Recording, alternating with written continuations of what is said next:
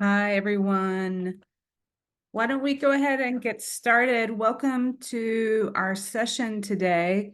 My name is Dr. Heather White. I'm the Executive Director at Together for Health, and I'm very pleased to welcome you all to Together's ongoing webinar series, which highlights numerous topics in global cervical cancer prevention and control. Today's webinar is going to focus on our grants program. This year, we were really overwhelmed by the response to our request for proposals, and we know that your teams work very hard to submit high-quality proposals. So we thought, for the first time, let's host a webinar to provide you with what we hope is useful and actionable information to support your grant writing efforts, both for our program and others. Following our presentations, we will open up the discussion for questions, and I encourage each of you to share your questions and comments with our presenters. Before we begin, just a few housekeeping notes. Please note that all attendees are on mute. Following the presentation, and actually during the presentation, please put any questions for presenters in the chat box, and we will do our best to get to all of those. We'll have about 20 minutes for Q&A at the end of the presentations. The webinar is being recorded, and for those of you who have registered and unable to attend, you will receive a copy of the recording. And finally, if you're interested in this topic or any others that we've presented on, please do let us know. At the end of the series, we will have a slide up that will show you how to sign on to our mailing list and how to contact us directly at Together for Health with any ideas or feedback that you may have. Okay, so why don't we get started? I actually am going to be the first up to present just a few slides on our program, the details on our evaluation process, what we look for in high-quality submissions at Together, and some of the changes that we intend to make to the next grant cycle. And then I will introduce our grantees for this year and ask them to present details on their programs and their work. Okay, why don't we get started? So just a few details about the history of our grants program. We launched in 2019 to support existing programs in terms of innovation and scale, looking at programs that already had a demonstrated track record of success. Our program is meant for countries that are designated as low or middle income countries as defined by the World Bank. And in 2021, just a couple of years ago, we actually reformatted just a bit, adjusted our call for proposals to offer two tracks, a demand track and a supply side track. And the rationale behind that change was really to be able to offer support for grants that were trying to tweak or trying to improve or adjust their demand creation activities, knowing that for any successful program, of course, you have to have informed demand and service availability. But we wanted to be able to highlight specifically the demand piece. And as you'll see in our numbers, that track one, actually gets an enormous amount of submissions each year. To date, we have awarded $300,000 for 11 proposals in 9 countries across 3 continents. For this year's cycle, we had a total of 226 proposals submitted. 3/4 of those came for track 1, and about a quarter of those were submitted for track 2. It's important to note, and one of the reasons that we decided to do this webinar is that only a minority of proposals actually passed the initial review. And I'll talk more about what the initial review process looks like for us on the next slide. But basically, some of the reasons that proposals did not make it through the initial review is that no organizational information was submitted to us. For those who didn't offer it, we actually did try to follow up individually with organizations And if organizations submitted supplemental information, we would do our best to include those. We also had a number of situations where the page count was grossly exceeded. We asked for a 5-page limit. We do it because we really want these to be not a heavy lift for folks. And so if an organization submitted something that had, more than say 5.5 pages, we tried to give a little wiggle room there. We actually would take them out of the initial review process. If a budget was not submitted or something over the $30,000 limit was submitted, those didn't make it onto the further review. Or if we had a country that did not meet World Bank definition for low middle income countries.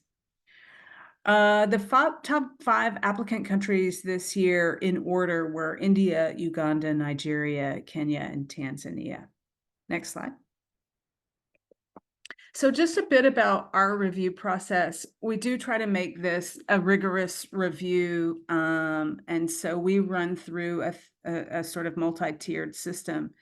The initial review that I just spoke about is where we look at country eligibility, we look at organizational eligibility, and by that I mean we are looking to see that you are a certified nonprofit or an academic institution.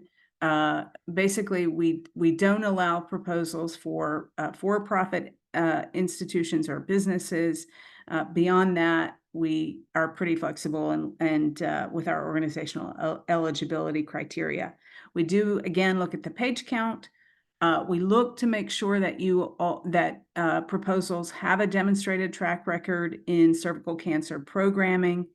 We do a quick budget review to make sure that the budget numbers are in line with our requests. And again, we look for the supplemental information, which would include certificates of registration for NGOs and nonprofits, et cetera. Once we do that initial review, then we really dig down into the content review in our second phase. This is done by our team.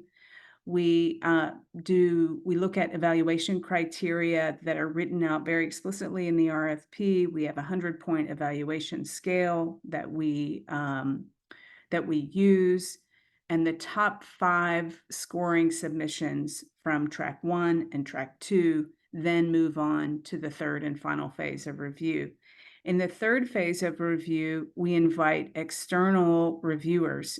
This year, we had 3 external reviewers in addition to our team who were using the same criteria, basically the same evaluation rubric, to determine the final winner. We add up those scores, average scores across all of the reviews, and we have a lengthy discussion around the top 5, and then basically have our winners or grantees. From that point, we move to a due diligence process where we make sure that the administrative pieces are in order before we name the winners. Next slide. These are the evaluation criteria, and I won't belabor these points. You all will have these slides, but quickly to run through what we're looking for when we look at each of these different pieces.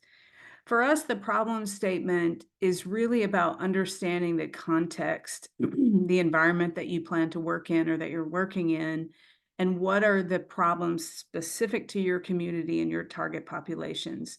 The very best examples of a problem statement for us include local data, program insights, formative research, epidemiological data that we don't see from a global level, things that tell us that you really understand your community context and your target populations well. The second bucket for us is the technical approach, and it's no surprise that this is where organizations or submissions will get the most points. The technical approach for us needs to be very clear and well articulated. Again, you've got a clear rationale for why you're targeting a certain population or populations. Your proposed activities are aligned with your project objectives and your evaluation plan. Your activities look feasible for a 12-month timeline. your overall approach shows promise to catalyze further investments or shows us that you already have complementary funding. And you're very clear about what local partners you are working with that support knowledge transfer, and working for broader public health system impact in country. Turning to geography, we look at, does the epidemiology that you present support the selection of the, proposed geography that you're intending to work in? And do you have opportunities for partnership and/or program expansion in this geography that are well articulated? Next slide.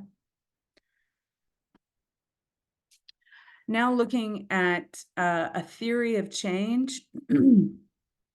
I will say, and I apologize, it's hard to see these slides or the image here on the slides. But I will say that for us, a theory of change is really about understanding that you have a clear rationale from your problem to your solution and the impact that that will make. And so this is just an example from the Clean Cooking Alliance.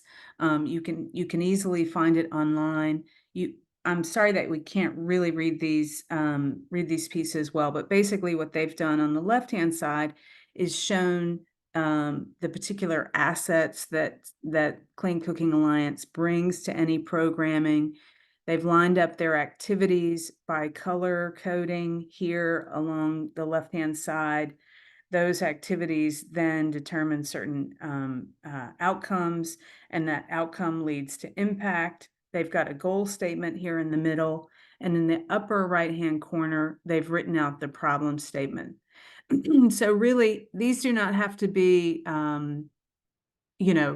sophisticated, artistic diagrams and so forth like this one, but we really just want to see that you've clearly thought through the rationale of the problem, the intervention, and the impact.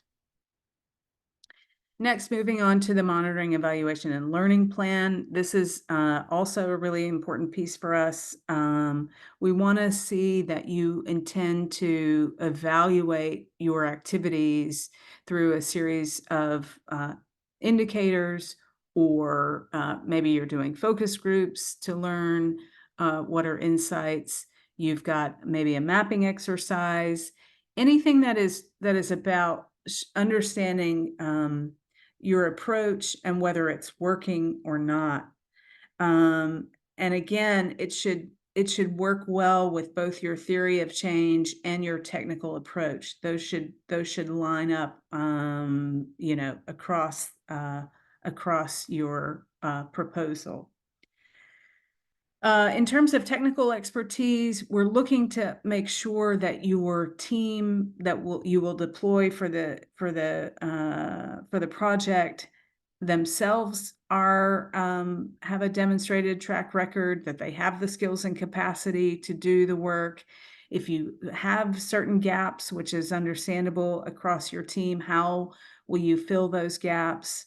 Will they be through, contracting or other mechanisms? But basically, we want to make sure that the team is well qualified to support the programming. Next slide. Finally, a work plan, and I'll just quickly say that even though we asked for this, a number of proposals, I would say about half of the proposals that we reviewed this year didn't include a work plan, which is really just a timeline, in this case, a 12-month timeline, where you would write out the milestones and activities that you plan to achieve. Again, it for us is an indication that you've thought through the sequential timing of activities and so forth. We ended up giving all applications full credit for this piece, because since we didn't see them in every application, we were concerned that perhaps we didn't clarify what we were looking for here, and so we wanted to make sure that everybody got full credit for this particular section. And then finally, we look at the budget. The budget should be in line with your activities. If there is a cost sharing component, we like to see that. Is it reasonable, and does it show value for money? And although we don't require a budget narrative, it is really useful for us to understand, to see a narrative so that we can understand the rationale and the priorities for how you will spend down your budget. Next slide. Finally, just a quick note on some of our plans for next year. We don't have a date finalized, but we will likely kick off our RFP in the spring of 2025. Again, we will award a minimum of one award per track. This year, we actually awarded 2 in one track and 1 in another track because we felt like the quality of submissions was so high, and we sort of retain that right to be able to award as many as we can. If we can afford it, then we want to be able to put those monies to good use. We will have a standardized template starting next year to be able to download and submit, so that organizations will be, it'll be very clear as to what we are asking from you, and we will also then capture information on your organization, country of submission, et cetera, et cetera. We are likely to put innovation into our evaluation matrix next year. There are so many opportunities to innovate with new tools and strategies and approaches that we want to be able to award organizations that are thinking and prioritizing innovation. We did this year get a few applications that were not in English. Thankfully, we were able to read those and to score those, but we will only accept applications in English going forward. And finally, I'll just say, if you're not already on our monthly newsletter list, all you have to do is go to our website, scroll all the way down on the front page, and you will see a sign-up form for our newsletter. And I think that's it from me. Next slide, just to make sure that I am correct. Yeah, that's the information for both our email address and our website address. Again, if you all have any questions for me or for any of the other presenters as we go on, don't hesitate to put those questions in the chat. We will get to them in the Q&A period. And now it is my pleasure to introduce Karen Nakawala, who is the founder and executive director of the Teal Sisters Foundation based in Lusaka, Zambia. Karen is a cervical cancer survivor who started a Facebook page with the hope of raising awareness about cervical cancer. She founded Teal Sisters after her treatment. Her foundation is responsible for screening hundreds of women, including women in prisons. The World Health Organization has invited her among survivors from across the world in the Cervical Cancer Elimination Strategy Global Launch on the 17th of November, 2020. She has since spoken at many international fora, including the London Cancer Week, the International Federation of Gynecology and Obstetrics FIGO Workshop, the George Bush Institute, the Global Cervical Cancer Forum in Cartagena, Colombia this past year, the World Cancer Leaders Summit, and other meetings. She sits on several committees, such as the WHO's Systematic Living Guidelines, and has co-authored a paper on managing menopause after cancer under the Lancet. In Zambia, Karen is a member of the National Cancer Technical Working Group, the Information, Education, and Communication Committee, and the National Cancer Control Strategic Plan Committee. Welcome, Karen, and over to you. Thank you so much, Heather, and hello, everyone. It's so good to be here. I'm so glad I made it. So to quickly go into my presentation. So Teal Sisters was started in February 2020 as a Facebook page.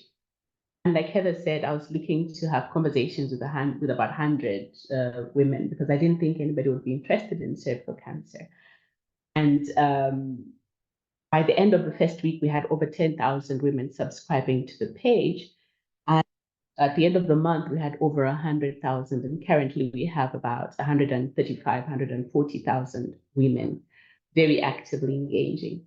And from this, I noticed that the power of storytelling had a knack to actually evoke certain emotions in people and also help them in making the right decisions, especially when it comes to her, because they related to what I went through.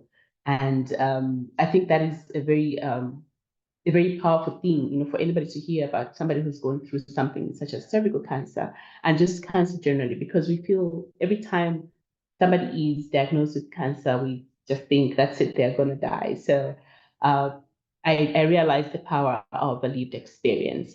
And since then, we have contributed immensely to the growing number of women screening in the country. So we only registered as a foundation in March 2020, a month after the Facebook page was started. And our immediate focus was women in the marginalized communities. And first up on my list was the women in prisons, because I realized that they were underserved. And so when we launched the elimination strategy in November 2020, we were present in 3 prisons in the country, and we managed to screen the women there. Currently, we're working in Lusaka, the eastern and southern provinces, and concentrating on the HPV vaccine and the self-sampling. Next slide, please.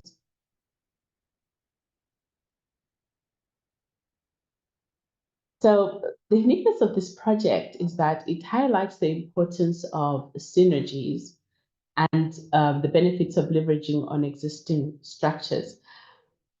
I think when you leverage on a structure that is already existing, there is sustainability in the project, regardless of, if the funding, if the grant comes to an end or project comes to an end, you are assured of sustainability. Also, this project is in some of the most underserved communities in the country, that is the Eastern Province and the Southern Province. And the Eastern Province is notorious for having a lot of underage pregnancies. In my last visit about 2 weeks ago, I think the average age of pregnant women or girls I saw at the clinic was about 12 years old. So that should give you a picture of what the Eastern Province is like. The Southern Province is a polygamous province. The people there believe in having not 1, not 2, but 3 or more wives.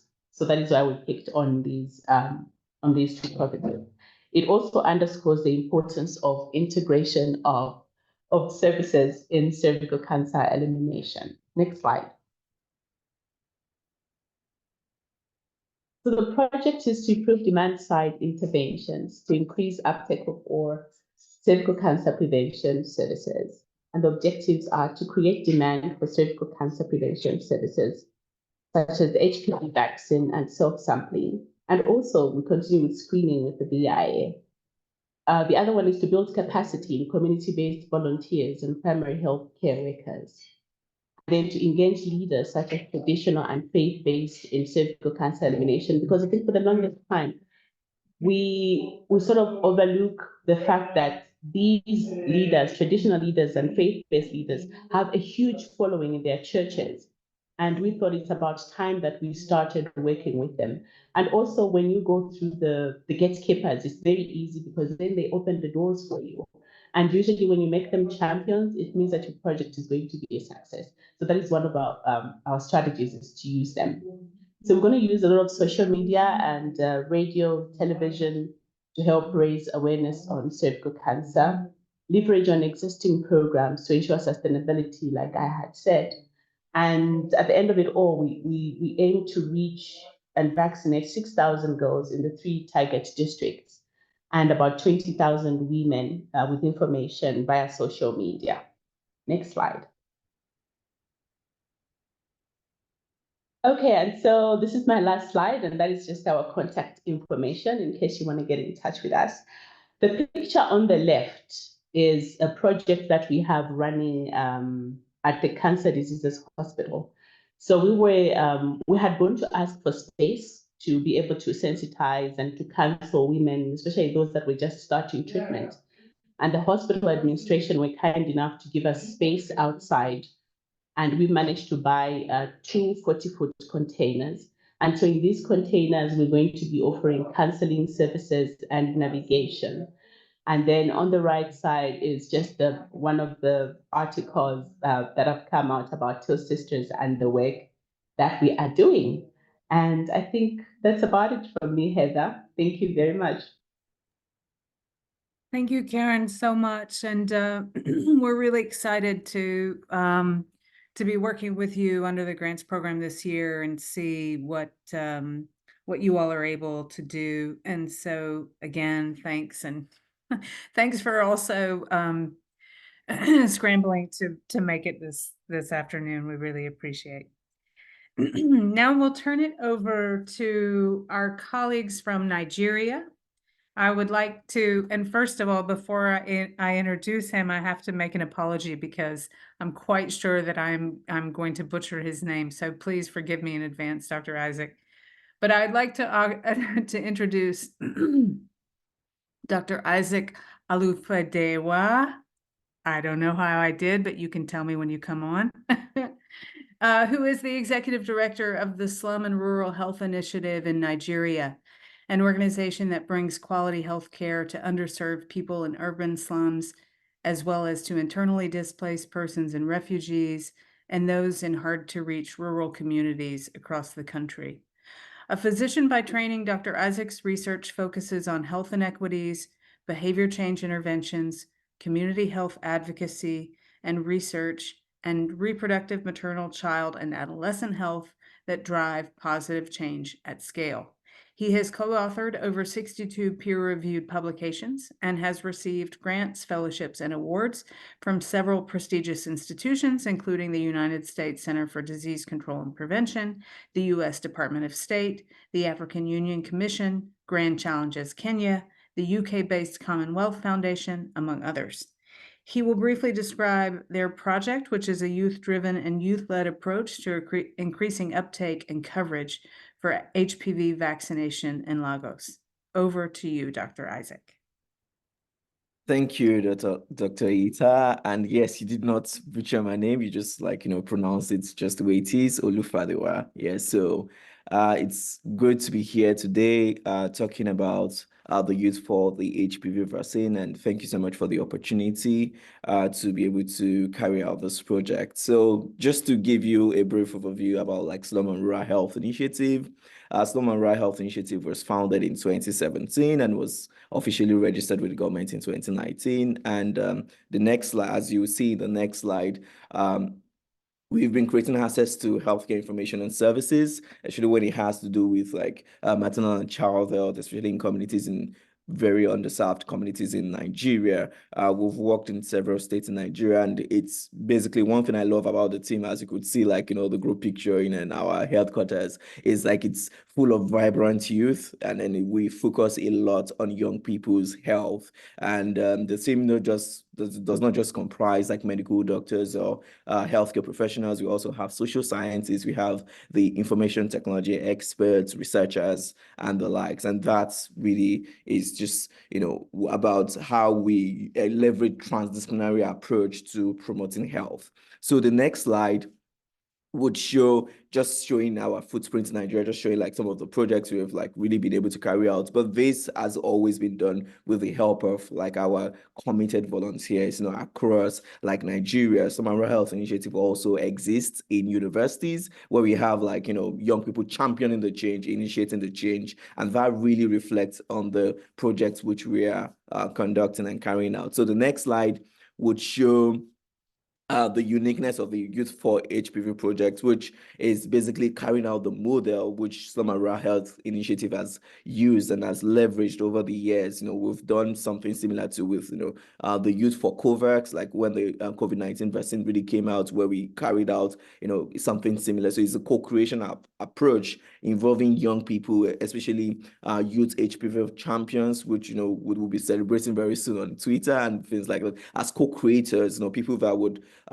look at what is unique in their communities and how do we reach those people within their communities. One thing also is the citizen science approach.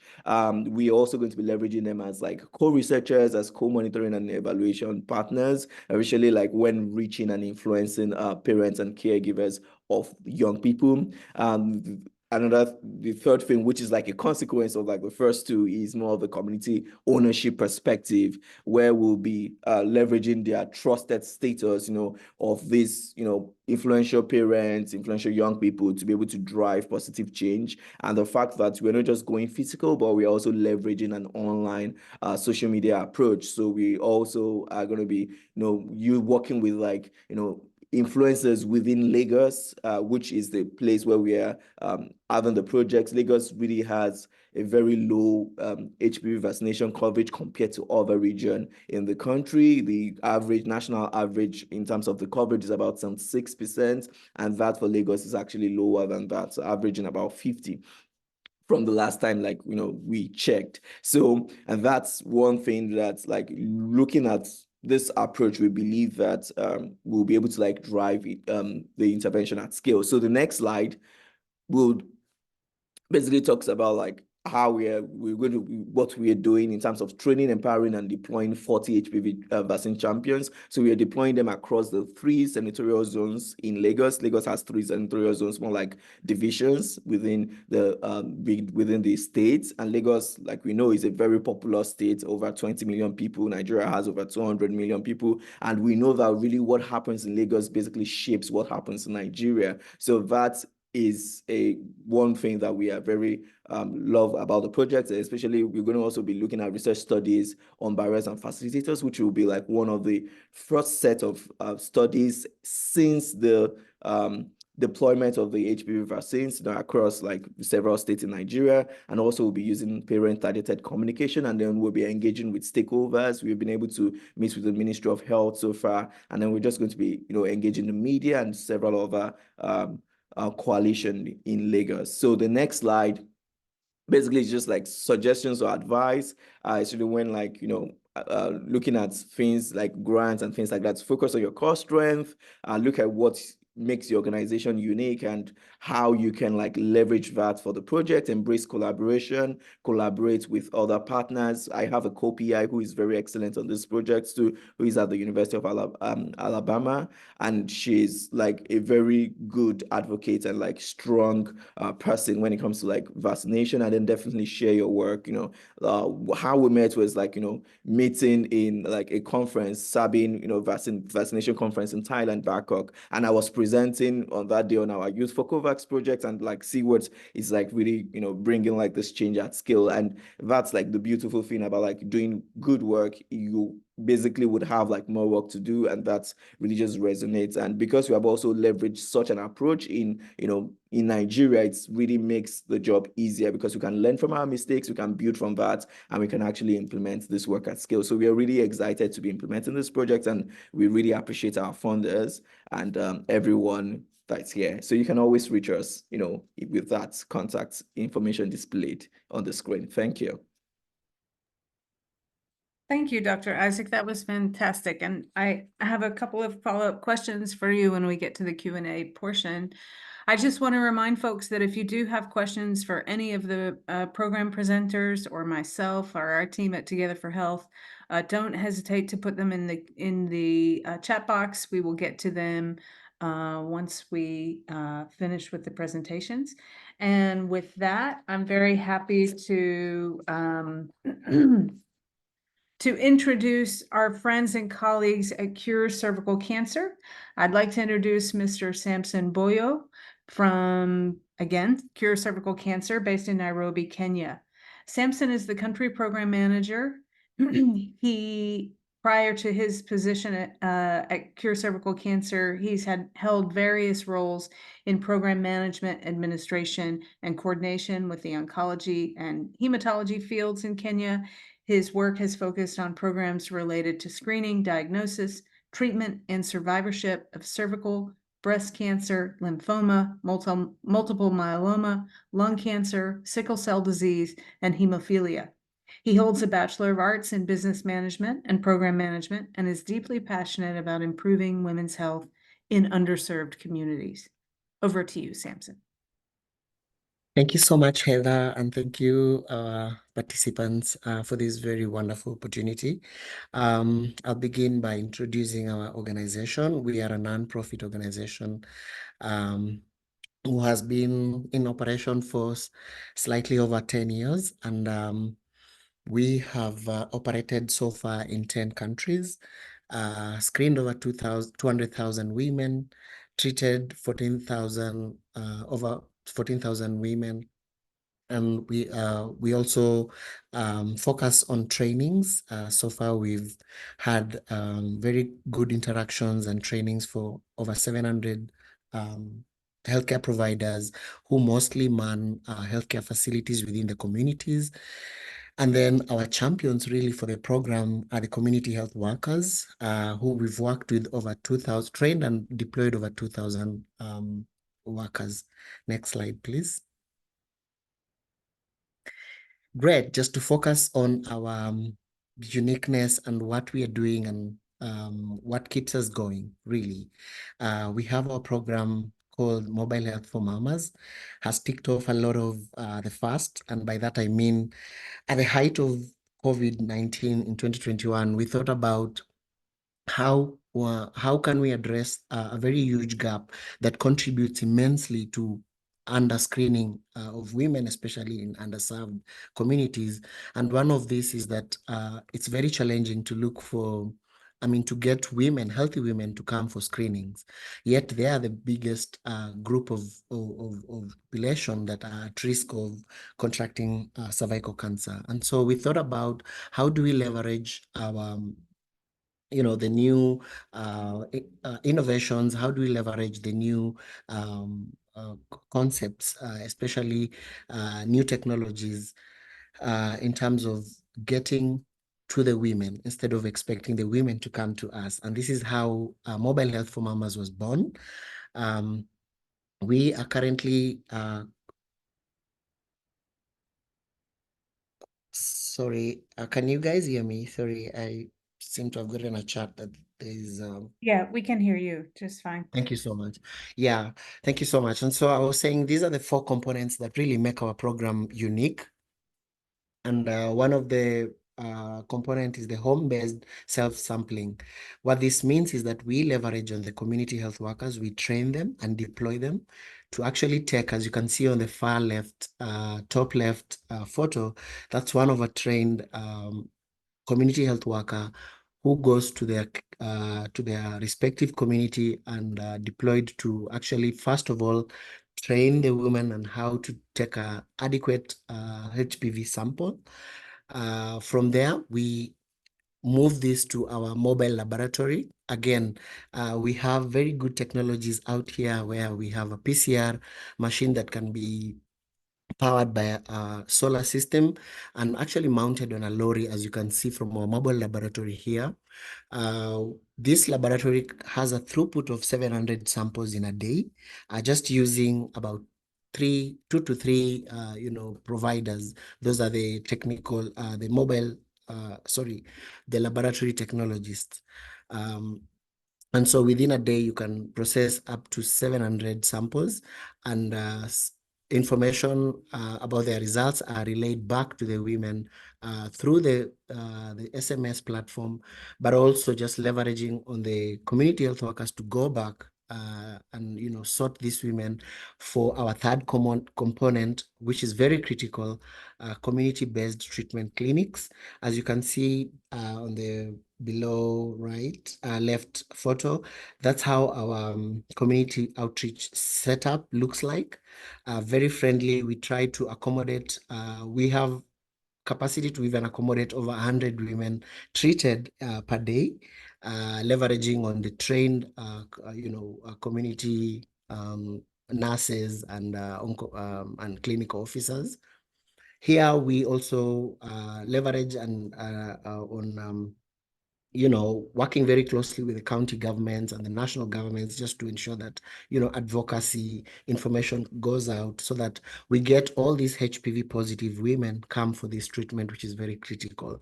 We use thermal ablation for our treatment, which for those who are experts know that it's basically a 30-second treatment. One of the things here also just to mention is that one woman would be here for roughly 10 to 15 minutes and they go back to their homes.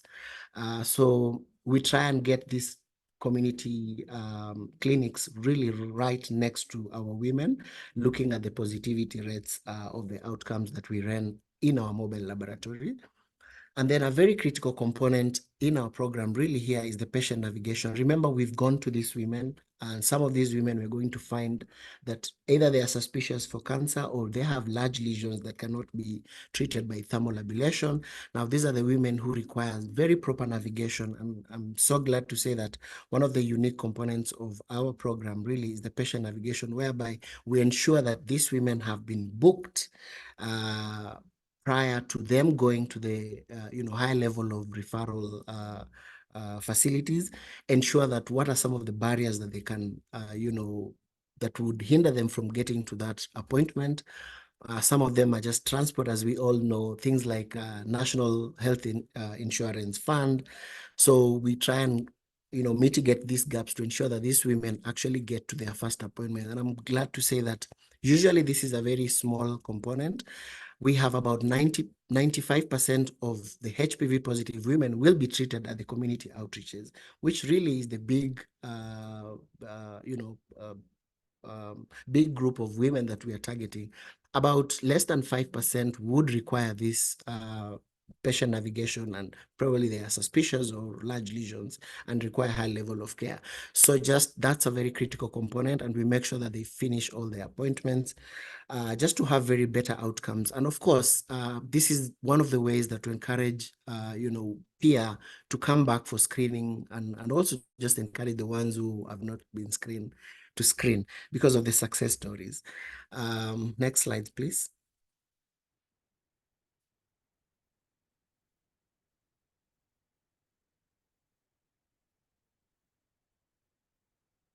Yeah, thank you so much. So here I'll talk about this very wonderful opportunity to work with Together for Health.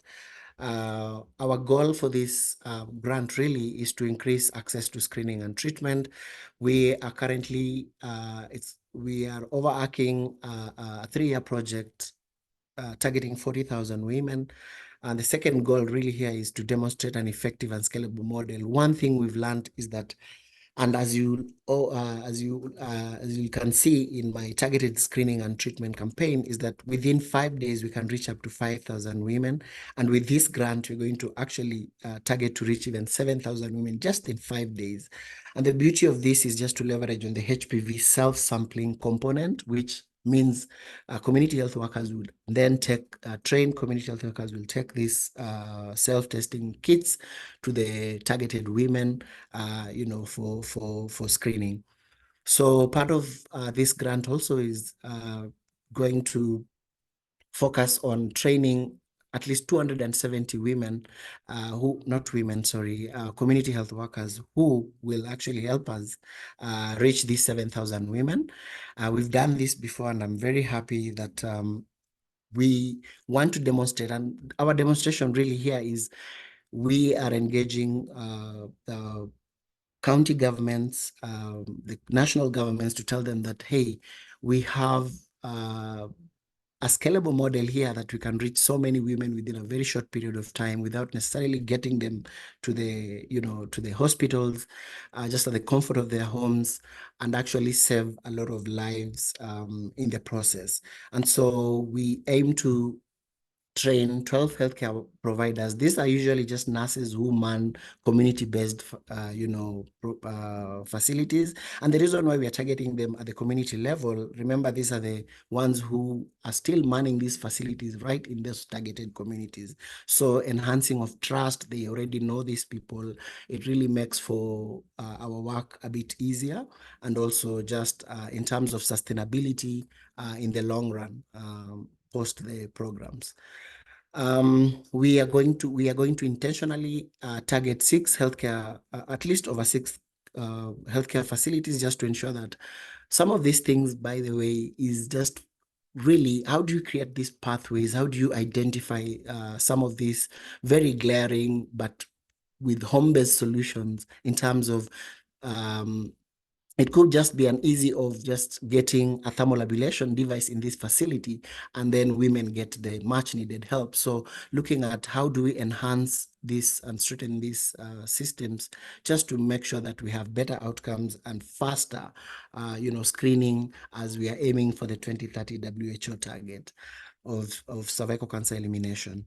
And then as I wind up, we are going to focus on how for us to demonstrate the effectiveness and scalability of this model is really to make sure that we have less and less invalid tests. Remember, I've said this is a self-sampling model, and so just making sure that we train these workers very well so that then they bring more and more valid samples for us to test, and of course increase the testing uptake up to 75%. Next slide. Yeah, thank you so much. And this is our, feel free to reach us through these addresses. I'll be happy to engage. Thank you so much, Heather and the team. Sure. Thank you too, Samson. We appreciate it. And I really like the picture of the team and the goats and everybody out in the community. I want to apologize. We had a bit of trouble with our chat function. I think we've got it working now. And so if you do have a question for our panelists or for our team at TogetHER, don't hesitate to put your question either in the chat box or in the Q&A box. We do have one question, which I'm happy to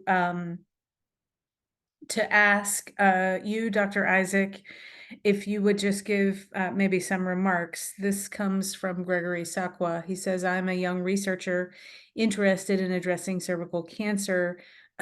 How could you assist me and other emerging researchers to compete with experienced senior colleagues?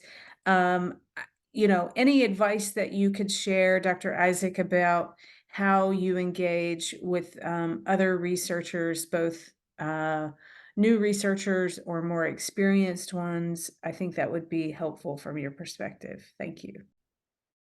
Yeah, so thank you very much. And I really understand that question, and I really understand like how, the person might actually really feel about like Gregory. So Gregory, it's good that you're asking me that question. I've been in your shoes before. I think it really just starts by volunteering with experienced researchers, because I think exposure really matters when it comes to research. And when I mean exposure, I mean that you need to be able to say you have worked with an experienced researcher on a project before the next door really opens up to you. So that's been my case. I started by like volunteering with my professors, and then I number one, it helped to sharpen my knowledge, helped to sharpen my expertise. I saw challenges on the field and like how to overcome them, and then I was able to like get mentorship. And then now they are inviting me to collaborate with them. I really hope you understand that kind of power shift, right? So you have to really see many of these things as a learning process, and then by then you basically would now know what to learn, how to like advance your skills even without like the experienced researcher. And it's more of collaboration, not necessarily like competition. That's what I would really say. And then like really you would be able to determine your strength, and from determining your strength you can like do bigger things. That's my advice for you, and I really hope that we can like really chat more if you have like my email address, and then like where to like really plug you in. Thank you. Thank you, Dr. Isaac. That's true. I'll quickly add to your comment, which is to say, I spent 10 years in a research institution before I moved over to the nonprofit world. My advice is to say yes to most any opportunity that comes your way. You never know what is in store for you. And if you can keep yourself open to opportunities and to advice and learning from people, you know, I honestly believe that the universe meets you and continues to expand your own world. I will keep watching our I will keep watching our chat. Yes, the presentations will, I don't know if we'll share the individual presentations, but I will say that we will certainly share the recording and we'll post the recording on our website in the next couple of days. I wanted to quickly ask a question to each of you, but I'll start with you, Karen. What can you say about partnerships and how important they are, and how you not only endeavor to build them, you know, through programming, but how do you keep yourself relevant and communicating effectively across, you know, civil society and the nonprofit world, and also with government colleagues? Could you just give a flavor to folks as to how you personally work to build partnerships and to uh, continue to make those happen? Thanks. Thank you, Heather. I think the first thing that one needs to realize and appreciate is that you cannot know it all. You cannot have it all. And so in creating partnerships, I realized that whoever I partner with, we complement each other. Like I said, the organization may have strengths in areas that I am weak in, and vice versa. Also, that means that it creates some form of sustainability with regards to programs that you're carrying out. And then also on a personal front, I think I realized that it's going to take me a very long time to actually learn everything that there is about cervical cancer before I can even learn about other cancers. So I just strive to learn every day. I strive to be available for as many engagements that I can be there for. For instance, when I'm dealing with the government, I know that the government do not have a voice like mine in their institution. So the partnership means that I leverage on government resources because they're all over the country. So wherever I want to go, as long as I'm able to get myself there, I know that I will have resources available to me. And similarly with them, whenever they need a voice, when they have programs and they need a voice to go and speak to the community, they have me, literally on speed dial. And so I realized that partnerships like this are what we need. Synergies are what we need if at all we're going to make any strides in cervical cancer elimination. For instance, I am leveraging on existing platforms that CHI, the Clinton Health Access Initiative, already have. And they have the tools, they have the resources, but they don't have a voice. So that is where I come in.